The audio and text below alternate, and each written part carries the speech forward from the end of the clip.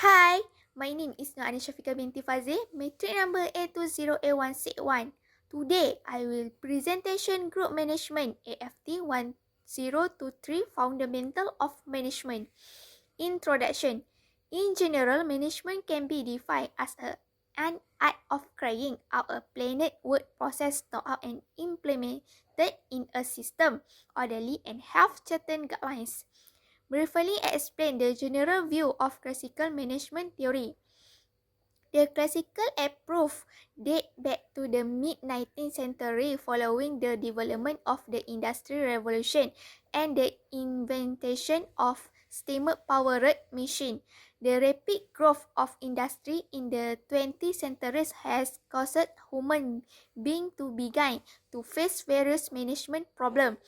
Classical management theory is based on the assumption that employees work to meet their physical and economic needs. It does not discuss job certification and other social needs. However, this emphasizes workforce specialization, centralization leadership, and decision making, as well as profit maximization.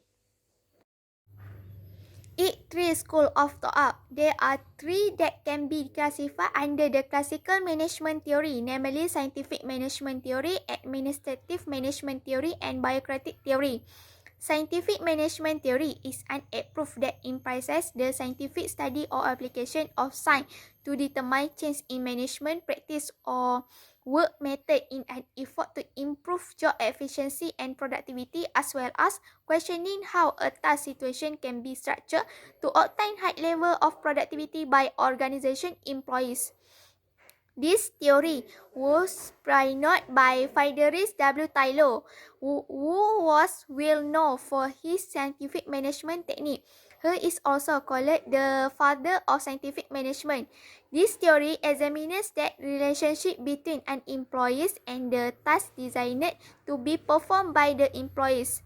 Based on the research conducted and the observation made, he has identified 5 principles in improve efficiency in the workplace. First, determine of movement. Second, job specialization. Third, principle, careful planning and scheduling. Fourth, careful selection and requirement of staff. 5. Weight incentive. All throughout scientific management as a decided theory or school of thought was oscillated by the 1913, most of it times still an integral part of engineering and industrial management today. They include analysis, synthesis, logic, rational, work ethic, competency, and standardization of best practice to protect the social status of certain employees with certain skill set, and the transfer of knowledge between employees and employees to tool, process, and document. Administrative management, the study of how to form an organization structure that can learn to high efficiency and effectiveness.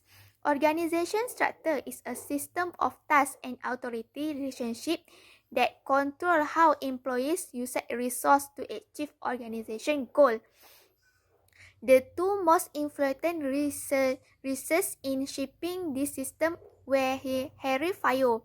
Harry Fayot, a French engineering and executive, made 3 important contributions in administrative theory. He has been given the title of Father of Management thought. Fayot has proposed 14 management principles that can provide guidelines to managers about the management of an organization, regardless of whether it is an industrial, social relation, division, and government organization. The 14 management principles put forward by Fayot: first, division of labor. Second, authority. Third, the principle of discipline. 4, 1 commandment. 5, 1 instruction. 6, providing the interest of the organization. 7, payment of wages. 8, centering. 9. The change of government. 10. Order. 11. Balance. 12. Personal stability. 13. Initiative. 14. Belonging. Overall, the attractive management theory study the organization structure that can be performed to achieve efficiency and effectiveness in an organization. This is so what we already know. The organization structure is related to the task or authority. Biocracy theory was founded by Max Weber, an influential German sociologist and economist. Biocracy refers to a formal system in an organization and administration designed to ensure efficiency and effectiveness. According to Emile Azionis, in his book titled Model Organization, there are 7 factors of biocratic structure, all of which has been explained by Weber in detail. Weber said that all of these factors create a very rational structure. The first factor of biocracy is an arrangement of office function that is fixed and bound by ruler. The second factor of biocracy is the existence of specialized area of competency. The third factor of biocracy is that the arrangement of department is based on the principle of hierarchy.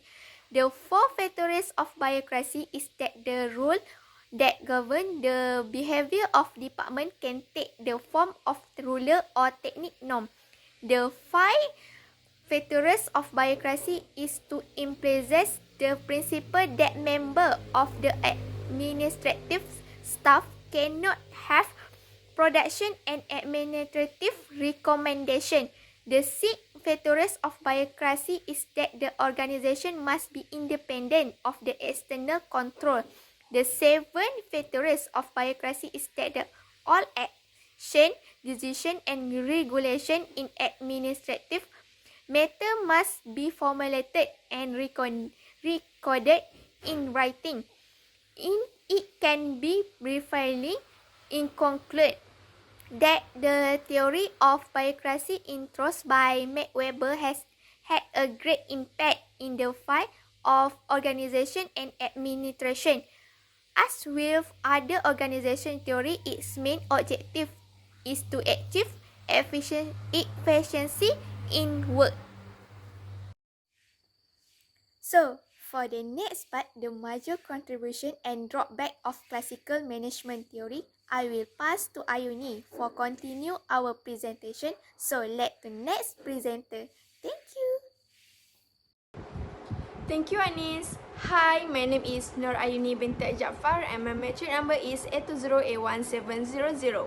We proceed to major contributions and drawback of classical management theory. We start with contribution of scientific management theory. There are various contributions of scientific management theory. The first advantage of scientific management is the production can be improved. Scientific management theory is responsible for increasing production because it focuses on continuous improvement in every business operation. Next, the advantage of scientific management is the ability to control. The best part of scientific management theory is that managers can control productions. Employees become experts in their field because they perform the same task over and over again. The next contribution of scientific management is that it can reduce inaccuracy. Inaccuracy decreases because this theory is based on experiment and observation for context-specific solution. With better planning and better discussion making, accuracy can be achieved as well as reducing substandard productions. The decline of autocracy is also one of contribution of scientific management. This theory stimulates management to adopt positive relationship in leadership. Collaboration between employees and managers can exchange democracy in the workplace. Reduce production costs are also one of contribution scientific management theory. Mechanization and use of the latest technology in the production can increase productivity and save money. With the availability of scientific management theory, manager will be easier to make discussion and be able to make discussion quickly. Planning ahead and making immediately discussion are some aspect of good of scientific management theory. In turn, scientific management can provide benefit to customer. Consumer just have to pay less price and get the best quality products. Next, the advantage of scientific management theory is efficiency can be improved. They follow initial weight method and control where management methodologies are developed for training, selecting, and monitoring them closely.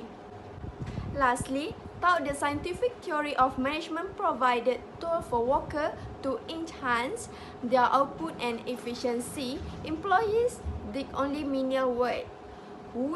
As a reason, the theory fall out of favor by various companies, but still considered as a valuable tool in many companies for its principle.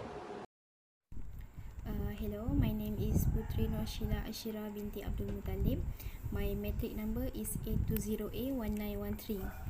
I would like to continue the bureaucracy management theory by Max Weber. According to Max Weber bureaucratic theory of management, the ideal way to operate a business is to organize it into a rigid hierarchy of individuals bound by strict rule and procedure. The contribution of this theory is first, this theory is a theoretical literature on sociology by Max Weber from the development of sociology theory in his book Economic and Society, representing sociology in the 20th century.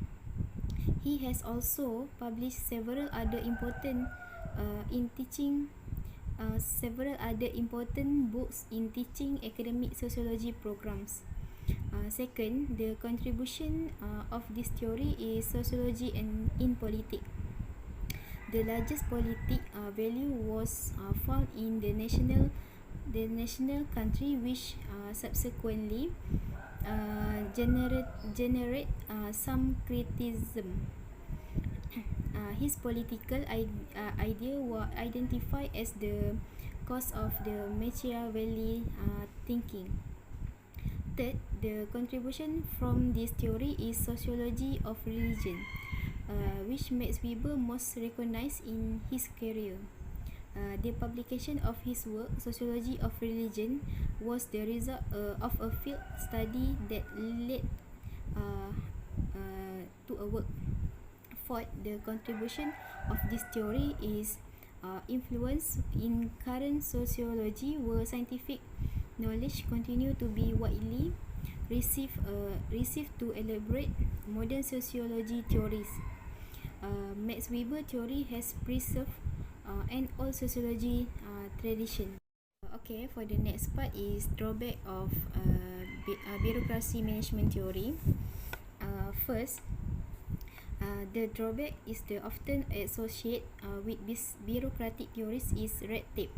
Red tape refer to bureaucratic rules that is excessive, that it cause delay to any business or process. This rule actually cause the process of documentation, business travel to be slow. The second drawback is onset of inefficiency. Robert method has introduced the concept of untrained incompetence. This concept refers to workers who focus on what they are interested to in doing their job. In addition, employees also lose the ability to listen and understand problem and need of people who use the service of the organization. The third drawback is take less into account human factor. Organization overemphasis to principle of orientation of performing tasks without being influenced by feeling. The fourth drawback and the last drawback is the organization that adopt this system tend to be a management practice in the form of centralization of power or authority in an organization that is located in the hand of a small group. Okay, for the next part is administrative management theory by Henry Fayol. Henry Fayol was famous for his management father, who was born in Istanbul at 1841, and he worked as an engineer at France since the age 19 years old. He died in 1925 while working as engineer. He introduced a highly effective management theory that helped to benefit his mining company, which at the time suffered loss. The contribution of this theory is: first, Henry Fayol has focused on coordinating administrative function. The concept used to refer to the perspective introduced by Fayol in the field of administration is the principal school. Each administrator must dedicate part of his time to planning the specific activities of the person responsible in the organization.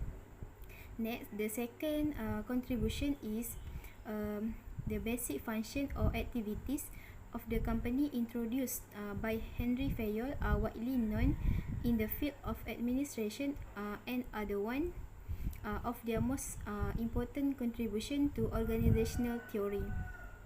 Besides, the third contribution is normalizing his administration and teaching.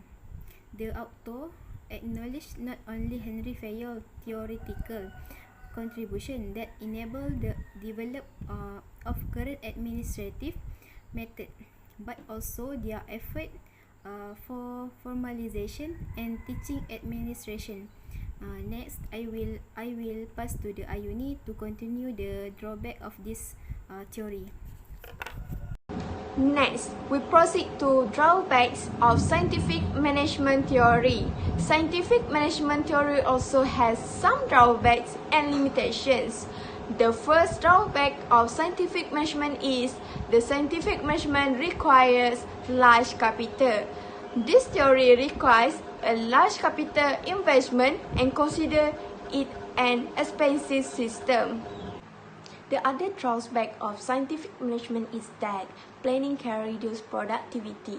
While the ability to plan is an advantage, the drawback of planning is that it makes the job inflexible and rigid and can lead to carelessness and dissatisfactions. The loss of individual initiative is also one of the drawbacks of scientific management theory.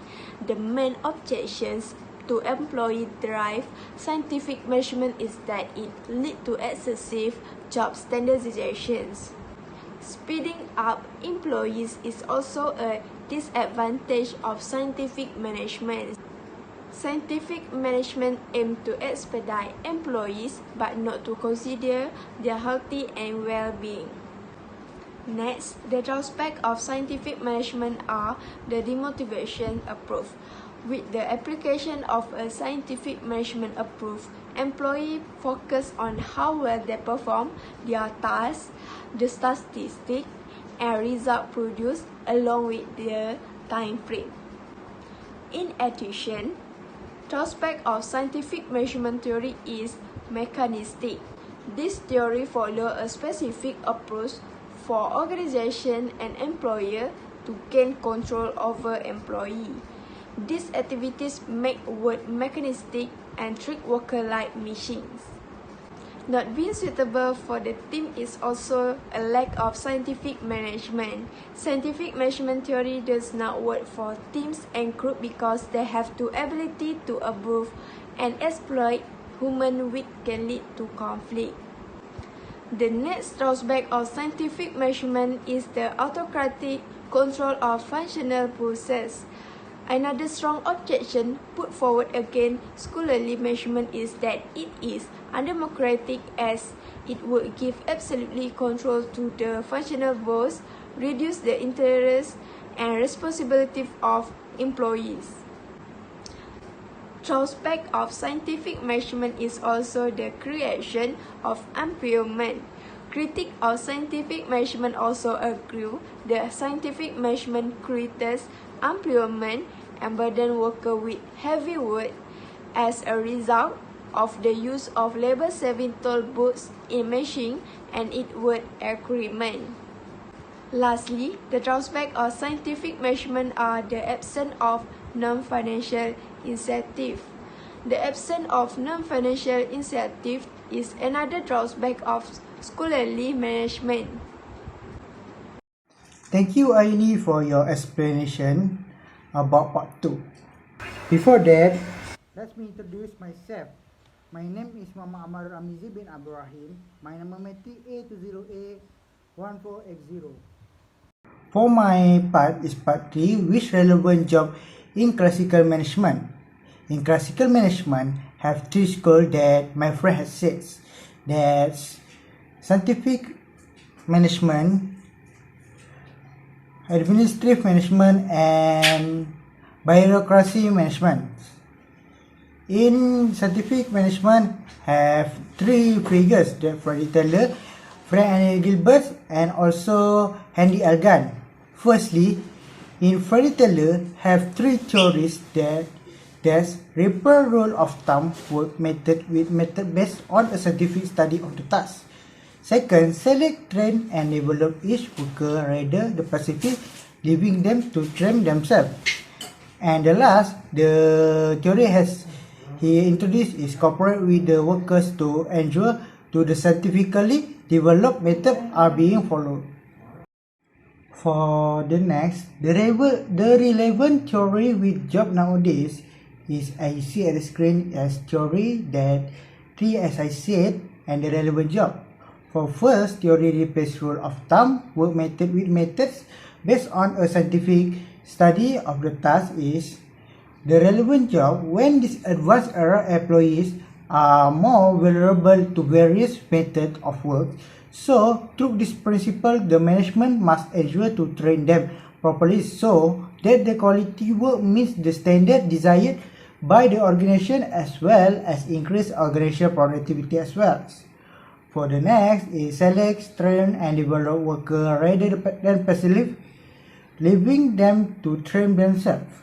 The relevant job for this theory is these advanced era employees are more vulnerable to various methods of work. So, through this principle, the management must ensure to train them properly so that quality work meets the organization productivity as well. For cooperate with the worker to ensure that he is scientifically, the relevant job is the way of work employee can now be more familiar with management in assuring a scientific method performed to the scientific of the work as desired as well as creating a harmonious relationship between employees and the organizations. So, this all theory is relevant job for nowadays. For the other finger in scientific management is Frank and Lillian Gilbert's. The theory introduced by him is to do research related to the time of work movement, is time and motion. In the modern world, we often wonder how we maximize our productivity so we can have a successful work life and also a thriving family life. 2 people who could have told us about the world Frank and Lillian Gilbert's. That's a 3 theory in Frank and Lillian Gilbert will introduce. That's reduce of the number of motion in tasks. Second is focus the incremental study of motion and time. And the last is increase efficiency to increase profit and worker satisfaction.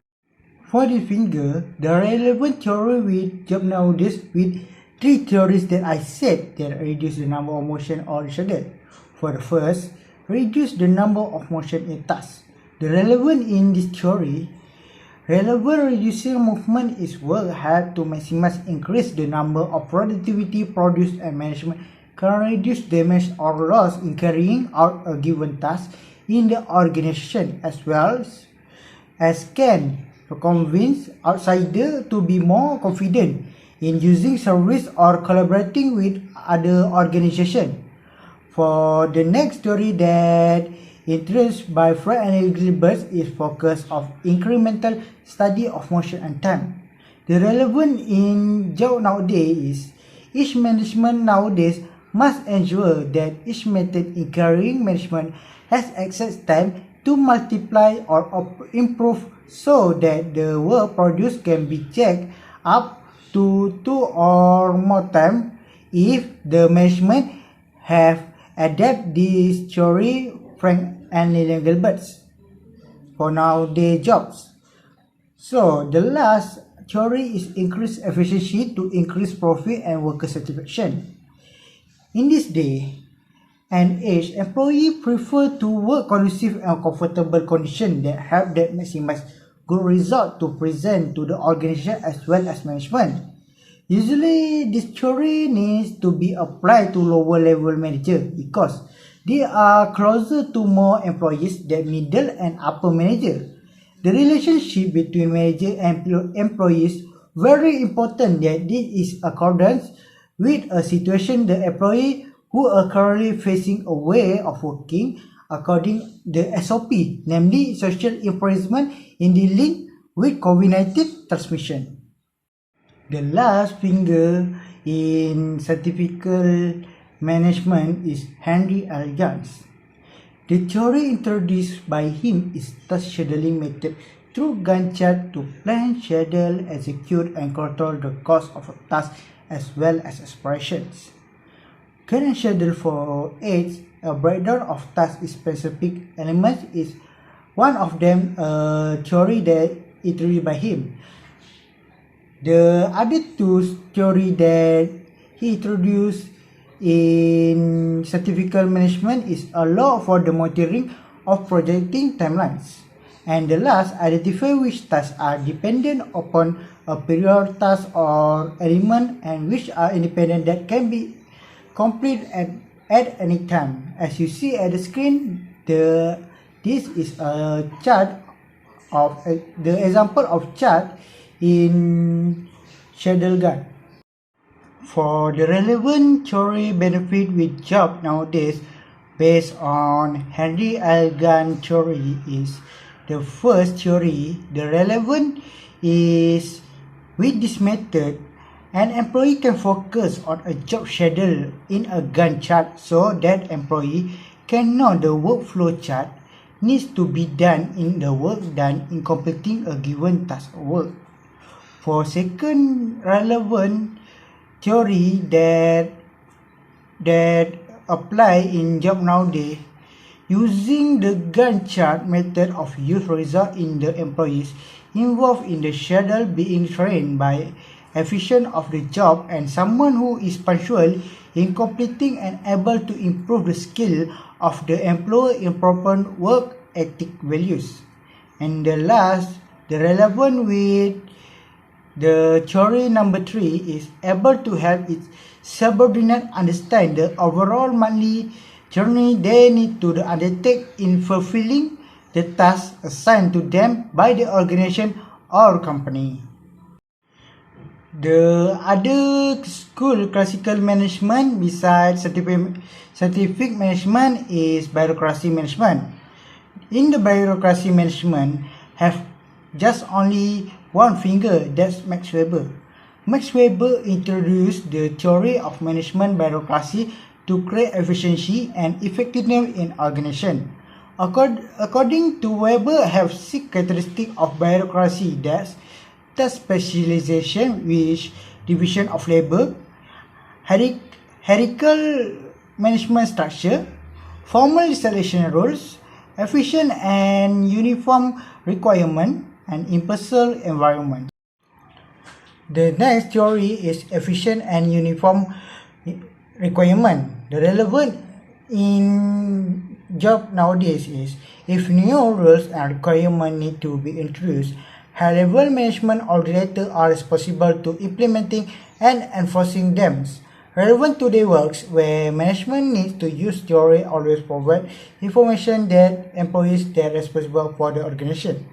For impersonal environment theory, the relevant is this theory is very important in applying to the management because they have a harmonious relationship in the organization environment that employees can focus on organization goals regardless of external elements.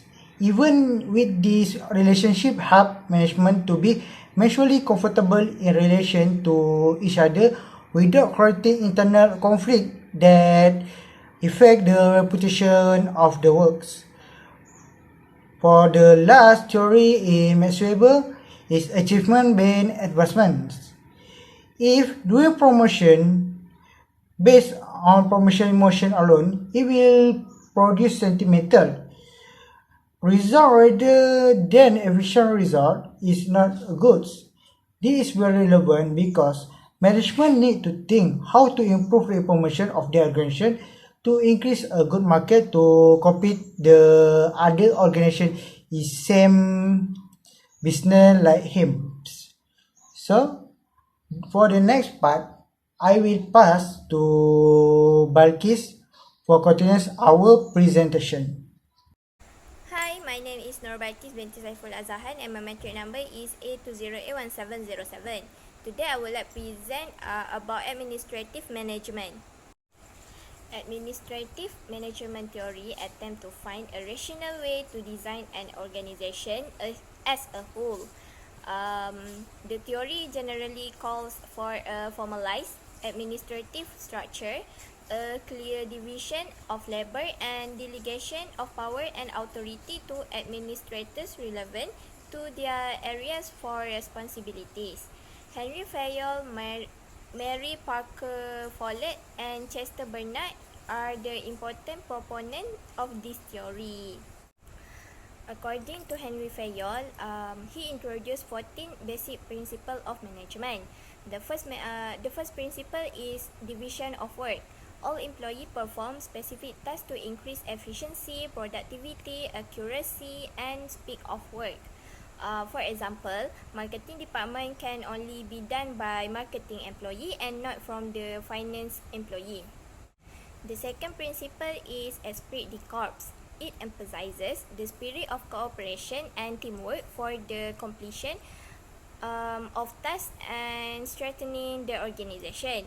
Esprit de corps are used to manage an organization and are beneficial for prediction, planning, decision making, organization, and process management, control, and coordination. The third principle is initiative. In organization, employees are encouraged to have their own freedom in accomplishing their tasks or plans. It will help them to increase their interest and make them worth. The fourth principle is discipline. Employees must follow all the instruction and procedure. Discipline also teach employees to be more responsible, avoid employees from having a careless attitude toward a given task, and encourage employees coming to work on time. The fifth principle is unity of command. The management principle, unity of command means that an individual employee should receive orders from one manager. If an employee has to follow more than one leader, there begins a conflict of interest and can create confusion. The sixth principle is unity of command. All planned activities will be implemented to achieve the same goal. This means all the person working in a company should help one goal and motive, which will make the work easier. Okay. The seventh principle is remuneration. Employees must be paid fair and equitable. Remuneration can be monetary or non-monetary. Non-monetary such as a gift, health insurance, pet leave, or excellent service award. The eighth principle is centralization. Decision making is made only by upper management to maximize efficiency and expedite the use of employee. It is to avoid confusion in giving instruction to employees. The ninth principle is authority. Manager has the right to give work instruction so that a task can be performed. So, employees will be able to perform assigned duties and responsibilities well. The 10th of principle is order. All equipment and workers should be in the right place and at the right time. This will facilitate the instruction to be given to the employees while doing tasks. The 11th principle is equity. All the employees will be treated fairly, equitably, and respectfully to engender loyalty to the organization. Managers should supervise and monitor this process to avoid employees are oppressed and discriminate against by others employees. The 12th principle is Scala chain. The chain is authority start from the top level to the bottom level in the organization. This is necessary in organization if employees facing any problem. Each employee should know their managers and easy to contact immediate if needed. The 13th of basic principle is subordination of individual interests.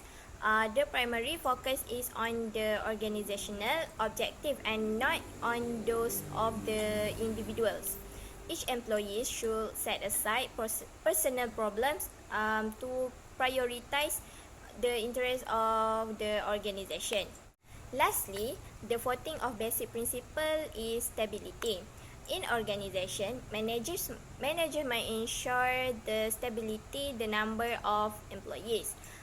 Frequent employee exit and entry rates should be avoided. It is because hiring new employees will involve training time and cost. Lastly is Chester Barnard.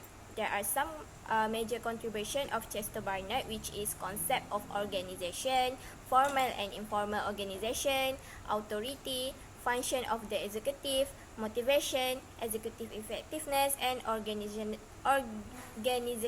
equilibrium. The first is concept of organization. As we can see, employees and managers will communicate with each other to discuss work, goals, and achievements. The second is formal and informal organization. It will create a relationship between employees and managers and create a scala chain of communication in the organization. The third is authority. All instructions given by a top manager to an employee are considered communication. As we can see, without communication among them, work is difficult to do and do not know the tasks they are supposed to do. The fourth is function of the executive. As we can see in organization today, managers act as intermediaries between employees and top managers to deliver goals, vision, and mission. They are also important for top manager to deliver information, solve the problem, and the communication between employees and top managers can be done easily. The fifth is motivation. Motivation is very important to give to employees and as a reward for them as a sign of appreciating the service of employees. It will also inspire other employees to work harder in the future. In conclusion, all the three school classical have contributed to manager to understand the organization and manage it. each has given a separate view of the problem and opportunities as well as device ways to overcome them. This trial school can help us and apply a little basic measurement in a more efficient organization. However, each of these contribute theories have its advantage and disadvantage.